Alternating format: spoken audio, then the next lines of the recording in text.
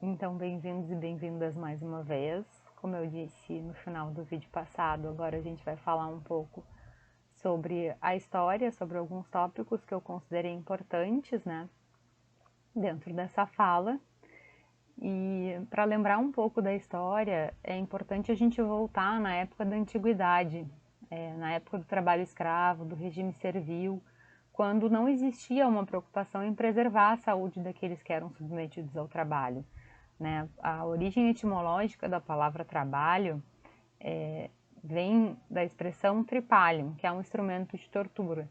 Então, dentro desse contexto em que a divisão do trabalho era uma coisa muito determinante, né, e que a própria percepção de quem era o trabalhador era determinante em toda a história, em toda a trajetória social e subjetiva que esse ser humano vem a desenvolver, a expressão trabalho está muito atrelada ao castigo e ao estigma, né? Então, o trabalhador, o escravo, o servo, eles eram apenas uma peça da engrenagem natural, pertencentes à terra, assemelhados a animais e ferramentas, sem história, sem progresso e sem perspectiva, sem esperança terrestre, até que seus corpos eram consumidos pelo próprio trabalho.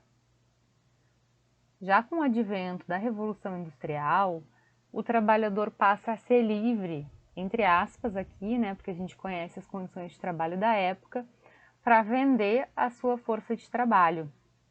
No entanto, a Revolução Industrial, embora tenha nos trazido uma evolução tecnológica importante, que nos ajuda também ao momento em que a gente está chegando, se aproximando, né, de evolução tecnológica muito intensa, o trabalhador acaba se tornando uma presa dessa máquina, do ritmo da máquina, dos ditames da produção que atendiam à necessidade da acumulação mais rápida do capital e principalmente do máximo aproveitamento desses equipamentos antes que eles se tornassem obsoletos, né? Eram poucos os conhecimentos que a gente tinha a respeito da funcionalidade do próprio modo como esses equipamentos operavam.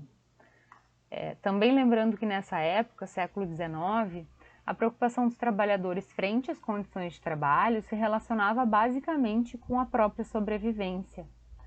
O desenvolvimento do período do capitalismo industrial também foi caracterizado pelo crescimento da população, pelo êxodo rural e pela concentração das novas populações urbanas. Esses foram elementos muito marcantes nesse período, assim como as jornadas absolutamente extenuantes de trabalho de 16 horas, com o emprego de crianças na indústria, salários ínfimos absolutamente incompatíveis com a sobrevivência familiar. Um vasto período de desemprego também, que são fatores de risco importantes para a vulnerabilidade social. A própria falta de higiene, aqui eu vou usar uma outra palavra com uma certa ressalva, mas inclusive de promiscuidade dentro das indústrias, né? Isso associado ao esgotamento físico, mental, às possibilidades de acidente de trabalho diante desse mundo novo das máquinas, né?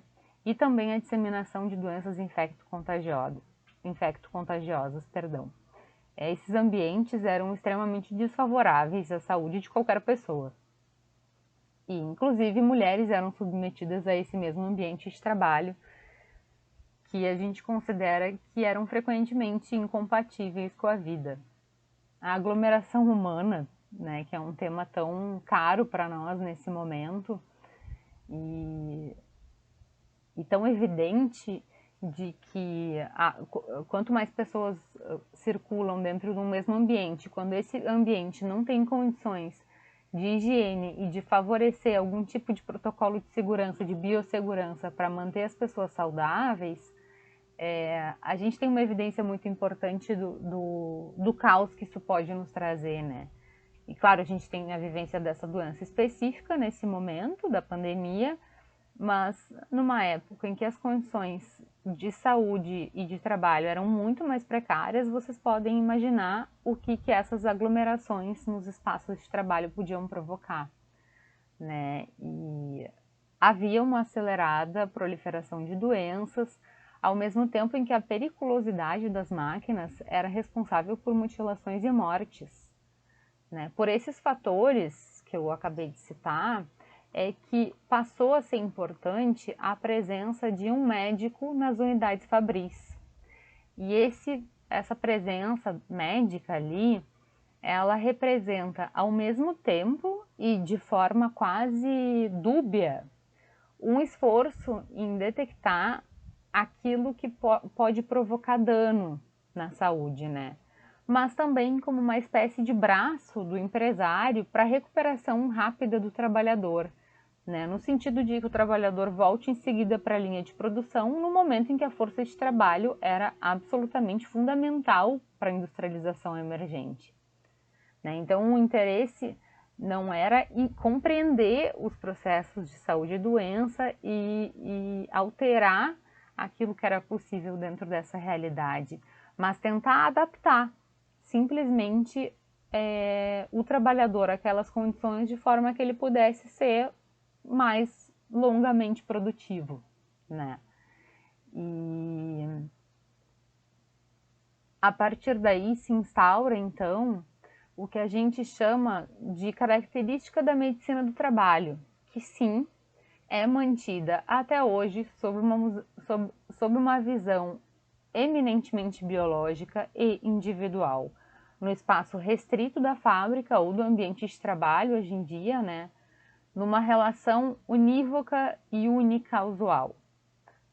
Ou seja, a gente busca a causa da doença e do acidente legitimada apenas pelo saber médico e numa certa fantasia de que apenas um fator de risco decorre no agravamento ou no despertar de uma doença psíquica ou física, né, em decorrência do trabalho. Quando hoje a gente tem um arsenal científico de pesquisas importantes que nos mostram que o adoecimento relacionado ao trabalho é multifatorial, né, e depende de muita contextualização e de muitas outras abordagens além da médica. Bem mais tarde, e já aqui no Brasil, na década de 70, 80, 90, na verdade, a gente tem um boom de preocupação com a saúde mental no trabalho, que veio atrelada nessa mesma época à inserção de novas tecnologias no ambiente de trabalho, né?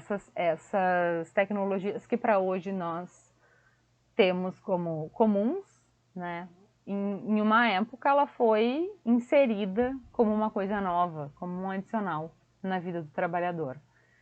E, obviamente, a reestruturação produtiva e tudo isso causou impactos importantes no modo de produção e na forma como cada trabalhador enfrentou, né, e pôde lidar com essas novas tecnologias. A própria modificação nos modos de gestão, com o avanço de várias novas técnicas e abordagens dentro da administração e da gestão, da operacionalização do trabalho, e tudo isso de alguma forma nos trouxe muitos aprendizados, né, e eventualmente facilitou muito o trabalho das pessoas, mas também contribui para um aumento importante da exigência física, emocional e psíquica e cognitiva, principalmente, né, desse trabalhador. Então, mais uma vez, né, nas clínicas do trabalho, que são a orientação que a gente usa para os nossos acolhimentos do Programa de Saúde do Servidor, o trabalho é entendido como central na composição dos modos de subjetividade e nas diversas formas de organização social. A gente pode ver isso a partir de uma perspectiva de beleza, né, e uma perspectiva ética e estética do trabalho também, porque a ação humana interfere e transforma a natureza. O trabalho é ação, é intervenção, é invenção e transformação da cultura, das relações com o outro e também da transformação de si. E isso é muito emblemático, né? A gente preserva essa definição do trabalho para as clínicas do trabalho, porque ela combina e identifica aquilo que a gente pensa e que a gente atravessa, né, dentro das relações de trabalho. Então agora a gente vai falar um pouquinho sobre as especificações, tanto da medicina do trabalho quanto da saúde ocupacional, até chegar nos termos de saúde do trabalhador. E aí eu vou deixar isso para o próximo vídeo também.